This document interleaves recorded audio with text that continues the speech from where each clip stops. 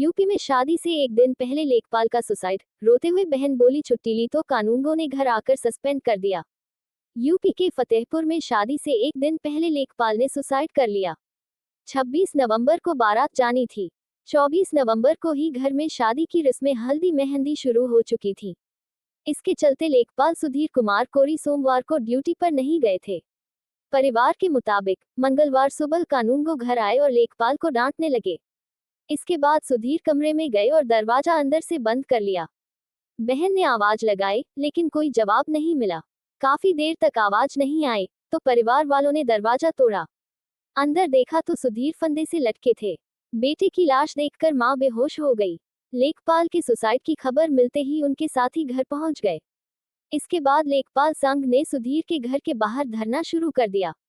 लेखपाल संघ आरोपियों के खिलाफ मुकदमा दर्ज कराने की मां पर अड़ा रहा। बहन बोली कानूनगो की डांट के बाद भाई ने जान दी। बहन रोशनी ने बताया सुधीर कह रहा था कि उसे कानूनगो शिवराम छुट्टी नहीं दे रहे हैं। शादी के कार्यक्रमों के चलते वह सोमवार को काम पर नहीं गया था। इससे नाराज होकर कानूनगो ने उन्हें सस्पेंड कर दिया। मेरे भाई ने टी की एप्लीकेशन भी दी थी। सुबह 6 बजे कानूनगो शिवराम हमारे घर आए। उन्होंने भाई को बुलाया, फिर हड़काने लगे। कहने लगे कि तुम काम नहीं करोगे तो कौन करेगा। भाई को फटकार कर शिवराम वापस चले गए। इसके बाद भाई अपने कमरे में गया और अंदर से दरवाजा बंद कर लिया। थोड़ी देर तक जब भाई बाहर नहीं आया तो हमें शक हुआ। हमने शोर मचाकर घर वालों को बुलाया। दरवाजा तोड़ा तो भाई फंदे से लटक रहा था। कानूनगो शिवराम न हमारे घर आता, न ही हमारे भाई की जान जाती। छुट्टी नहीं मिलने की वजह से भाई परेशान था। डांट सुनने के बाद उसने अपनी जान दे दी। जब तक कानूनगो पर कार्रवाई नहीं होती और हमें न्याय नहीं मिलेगा। मंगेतर रोते हुए बोली छुट्टी नहीं मिल रही थी।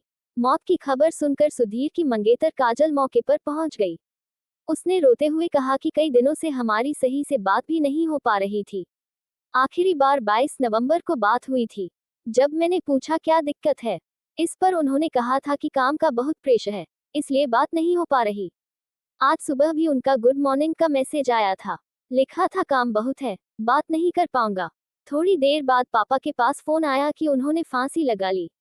ससुर रघुनंदन बोले अधिकारी धमकी देते थे।